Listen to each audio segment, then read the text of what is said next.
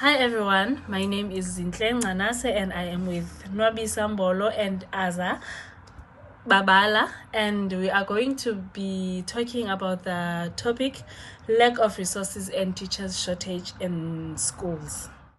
So firstly, we are going to describe issues that hinder inclusion in schools. The first one will be the lack of resources, shortage of staff, and also shortage of desks in schools.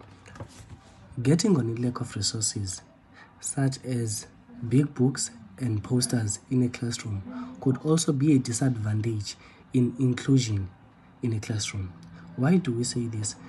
It is simply because of, if I can make a pretty example, I can say from the observation that we were doing from the first block, on the school that I was attending, there was a teacher in grade 2 that was sharing a story, but she was using a small book. So now she was forced to move from desk to desk and showing children the pictures on the book.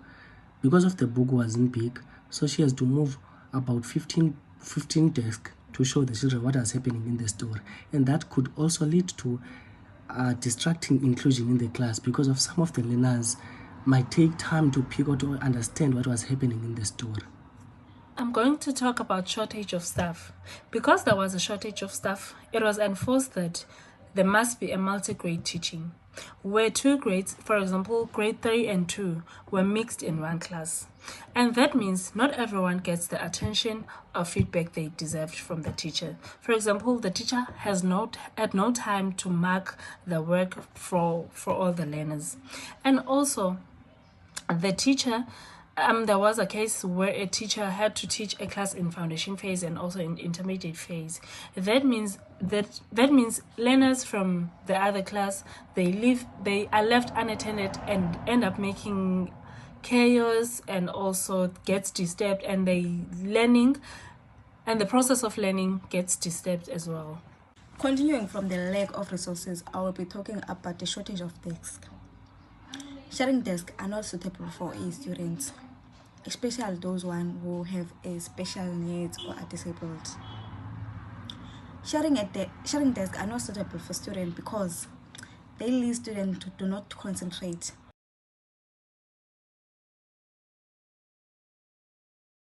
I would address the school to do a book donation program, establish book donation program where parents or local business can donate a new or a gently used books, or do e-book swipe. Organize e-book swipe where students can exchange book with peers or other classes. Creating classroom libraries where teachers can collect and share books with students. Desk donations, or do e-desks using a recyclable material. I would also advise them to apply for government grants or funding programs that support education and resource provisions. With the shortage of teachers, we established that there are qualified teachers who are unemployed. So if the government can recruit and focus on recruiting those teachers who are unemployed, there can be a difference, at least on the staff. And also, there is a video as well that is going to help us see that our suggestions have an impact, a good impact. And the video, there is a non-profit organization where they are donating desks to a school that is in need of desks.